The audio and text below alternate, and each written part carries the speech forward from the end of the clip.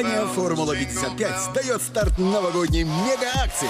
155 555 сомни. Не упусти свой шанс выиграть суперприз. Переходи на сайт formula55.tk. Формула-55. Делайте ваши ставки, господа. салом дӯстони гиромӣ, истиқлоли душанбе имсол дар лиги чемпионҳои Осиё шарафи Тоҷикистонро хеле хуб ҳимоя кард ва арзанда ҳам буд ки футболбозони мо дар муқобили дастаҳои пурқуввати Осиё чунин бозиҳои зеборо анҷом доданд ва голҳои зиёде ҳам заданд. Манучер Ҷалилов 3 гол, инчунин Манучер Сафаров, Алишер Ҷалилов, Ваҳдат Ҳанонов, Муҳаммадҷон Раимов инҳое буданд ки голҳои зиёде заданд ва мо имрӯз ин голҳои задашударо манзури шумо мегардонем.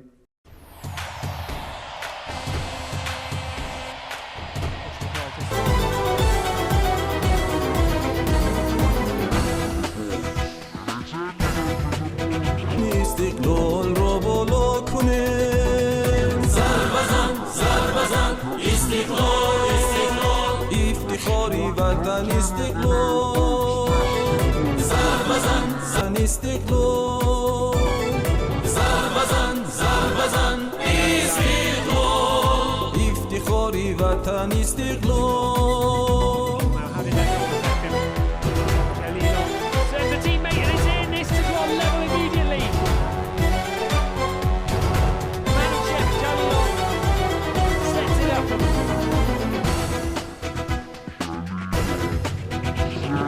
مقصدی ما قهرمان گردیدن است شهرتی ملک و زمان گردیدن است مقصدی ما فتح کوهی آرزو خندی آدمان گردیدن است زربزن زربزن استقلال افتخاری وطن استقلال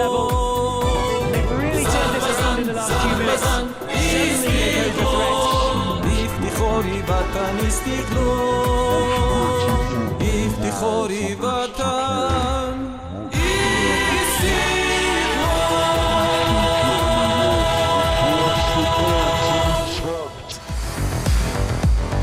Bursting forward here on the break. Jalilov it was who won it.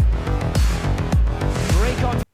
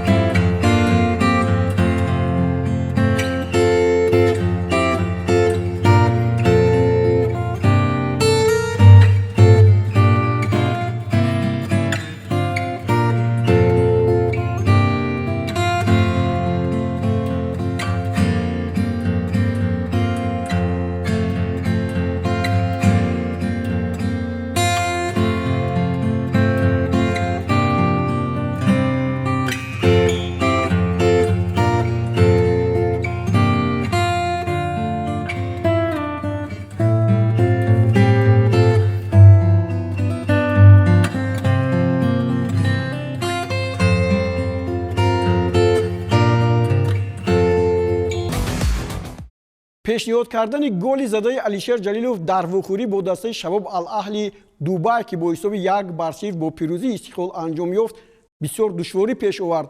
Аз ин рӯ мо хостем ин тӯбро шумо тӯби задашударо ҳамин гуна тамошо кунед.